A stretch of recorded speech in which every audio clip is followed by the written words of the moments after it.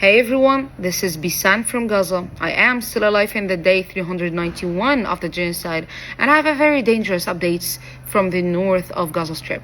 Today, it's almost 25 days since the beginning of the ground invasion, the Israeli military operation, in the north of Gaza Strip, specifically in three towns: Jabalia, Beit Lahia, and now Beit Hanoun. At the beginning, they told people in Jabalia, they lied at them. They told them that after the ending of the military operation, you'll be able to come back to your homes. And when people refused to get out from their homes and to get out from Jabalia and their hometown, the Israeli army killed them, massacred them while sleeping peacefully in their homes.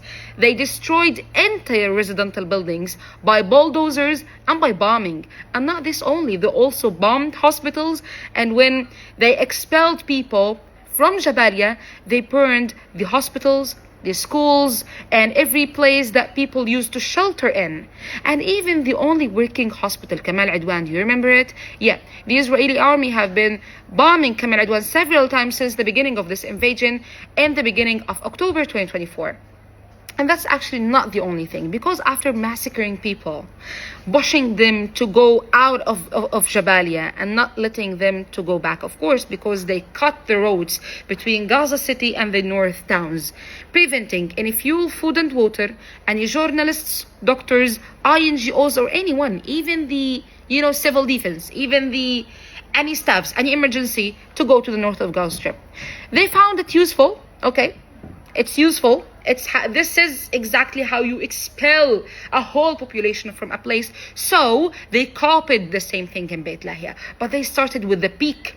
They started by bombing a whole residential block in Beit Lahia, killing at once, like at one press, more than 87 people in one night, in 5 minutes. Okay, that was the first massacre in Beit Lahia. Focus with me. It's the first massacre. Days later, there was this massacre.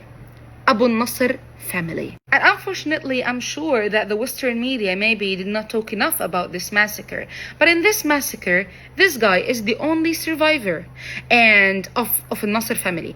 And he is confirming that he buried alone with the neighbors because no civil defense is reaching the north.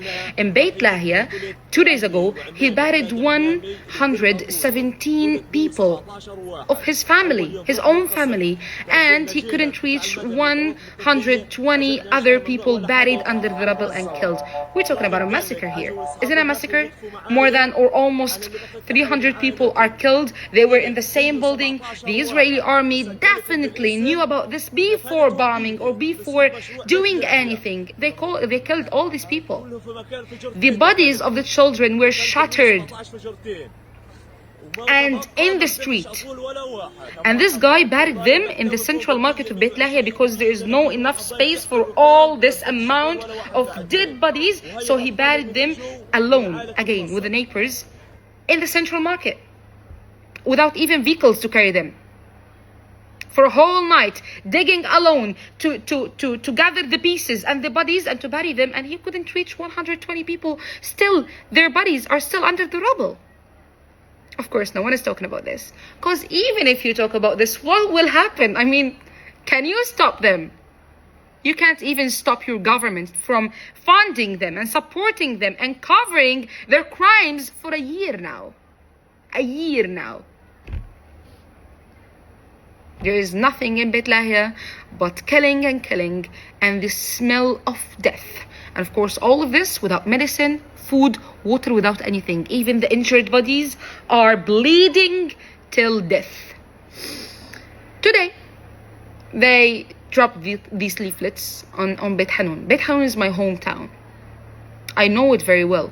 It's small, basic, agricultural area, and they destroyed it since the beginning of the genocide. They have been destroying and bombing Beit Hanoun, and the people of Beit Hanoun, if there are still people there, are in shelters, like about 5,000 to 6,000 people, maybe before a month, I heard, and there's no cellular connections there.